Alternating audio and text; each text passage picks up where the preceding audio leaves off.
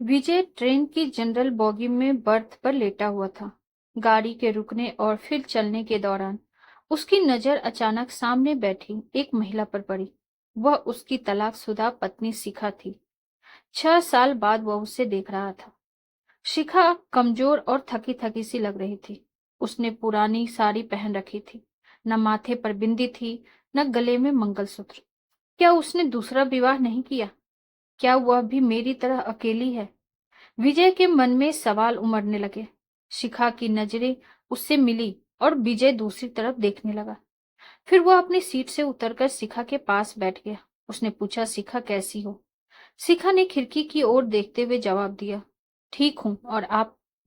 दोनों के बीच कुछ पलों की चुप्पी के बाद विजय ने पूछा, अब तक शादी क्यों नहीं की? शिखा ने पलटकर सवाल किया, आपने की? विजय ने सिर हिलाकर जवाब दिया।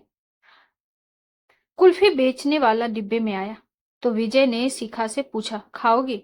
शिखा ने मना कर दिया। लेकिन जब विजय ने आग्रह किया तो शिखा ने हल्की मुस्कान के साथ कहा, एक शर्त पर खाऊंगी, पैसे मैं दूंगी। शिखा ने 2 कुल्फियां खरीदी और एक विजय को थमाते हुए कहा, अब मैं खुद कमाने लगी हूँ। एक प्राइवेट स्कूल में पढ़ाती हूँ। महीने के 10,000 मिलते हैं। कुल्फी खाते हुए विजय ने कहा, तलाक के वक्त मैंने कोर्ट के आदेश पर तुम्हें 30 लाख देने की पेशकश की थी। अगर ले लेती तो अपना स्कूल खोल लेती। शिखा हंसते हुए बोली, अगर ले लेती तो अपनी आत्मा को क्या जवाब देती? वह रोज कहती कि जिसे छोड़कर आई हो उसी के सहारे पल रही हो। विजय ने गहरी सांस लेकर कहा, तुम बहुत अच्छी हो। यह एहसास तलाक के बाद हुआ। मैंने अपनी गलती सुधारी है। अब मैं पीता नहीं, गुस्सा भी नहीं करता। शिखा ने उदासी भरे स्वर में कहा, अब क्या फायदा? जब मना करती थी तब तो मेरी बात नहीं मानी। आपके कारण मैं हमेशा टेंशन में रहती थी। इसी वजह से 2 बार गर्भपात हो गया, वरना आज मेरे भी 2 बच्चे होते। कानपुर स्टेशन नजदीक आ रहा था। विजय ने पूछा, वापस कब जाओगे? शिखा ने कहा, कल सुबह की ट्रेन से।